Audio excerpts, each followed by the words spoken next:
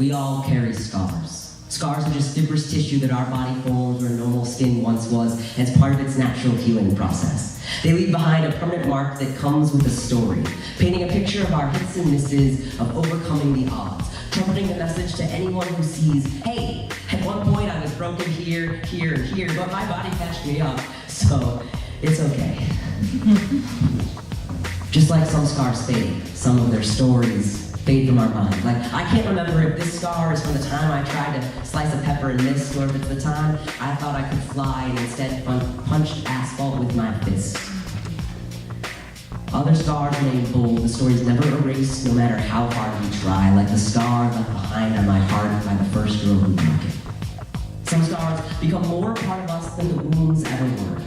I have a scar that stretches across my chest that tells the story of the day my lost boy finally found himself. See, he crawled his way out of this prison of a body that always felt like Never Never Land. Like he was never gonna find his way home. Like he was never gonna land on his own 2 feet. But here I am, standing from a mirror for the first time. I like what I see, because the reflection smiling back at me is the boy I've been dying to find my whole life. See, my whole life, I felt like I was dying because there was a missing piece that wouldn't be placed. Who I was on the inside was never meant to fit into the frame I was given. When I was younger, I thought I could make it fit.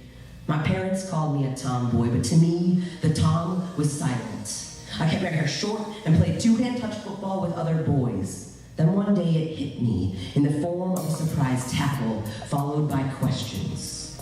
Are you a boy or a girl? Why do you want to be a boy? You know you're a girl, right?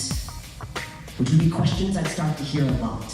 The answers wouldn't come for years, but I knew enough. The boy in me had to get lost. And if the schoolyard bullies didn't scare him away, the breast that started to grow on my chest did. Every day, I felt like my body was betraying me as it continued to develop in ways I never consented to. I bandaged my breasts like they were open wounds, compressing my chest at the cost of full breaths. I did this so long, I forgot what real breathing felt like. You know, where your lungs fill up to capacity, expanding your ribs and pushing your belly out, making the air taste a lot like freedom. See, my wound was never underneath this scar, where the doctor removed a part that was never me.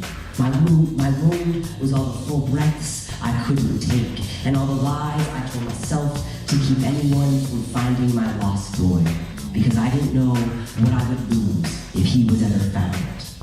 But now I've discovered all that I've gained, and this scar that stretches across my chest is a good place to start, because it reminds me of what I've overcome.